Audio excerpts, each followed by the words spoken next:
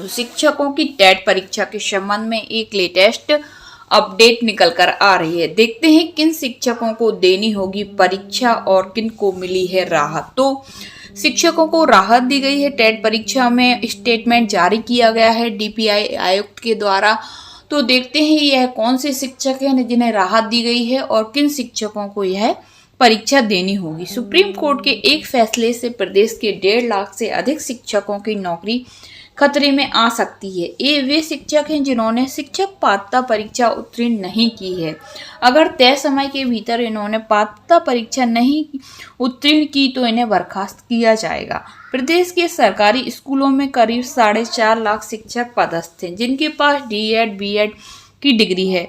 2005 के बाद से शिक्षकों की भर्ती परीक्षा में शामिल होने के लिए टीईटी शुरू किया गया था। ऐसे में बाद के अधिकतर शिक्षक पात्रता परीक्षा उत्तीर्ण करके आए हैं। 2005 से पहले सीधी भर्ती से नौकरी में आए 1.5 लाख से कुछ अधिक शिक्षकों ने अलग से पात्रता परीक्षा नहीं दी। ऐसे शिक्षकों का कहना है कि तत्कालीन विभागीय नियमों के आधार पर भर्ती हुई थी। अगर कोई बिना टेस्ट नौकरी कर रहा है तो इसके लिए विभाग जिम्मेदार है। इधर विभागीय अधिकारियों का कहना है कि परीक्षा कराने का फैसला शासन स्तर पर होगा।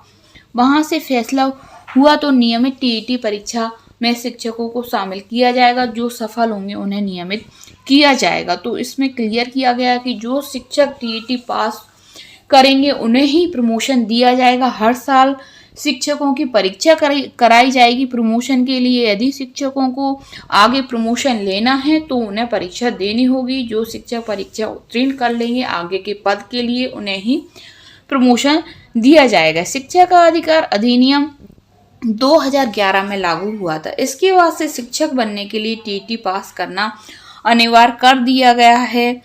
पात्रता के लिए 2 साल का मौका दिया गया है। सुप्रीम कोर्ट ने अपने फैसले में कहा है कि शिक्षक पात्रता परीक्षा उत्तीर्ण करना शिक्षक बनने के इच्छुक उम्मीदवारों के साथ साथ पदोन्नति की इच्छा रखने वाले उम्मीदवारों के लिए भी अनिवार्य है। जिन शिक्षकों की नियुक्ति शिक्षा का अधिकार अधिनियम लागू होने से पहले हुई थी, जिनकी सेवा अवधि अभी 5 वर्ष से अधिक शेष है, उन्हें टीईटी उत्तीर्ण करने के लिए 2 वर्ष का समय दिया गया। अब पदोन्नति के लिए ही परीक्षा देनी होगी। सुप्रीम कोर्ट ने यह भी कहा है कि अब शिक्षकों की पदोन्नति भी वरिष्ठता के आधार पर नहीं बल्कि परीक्षा के माध्यम से की जाएगी।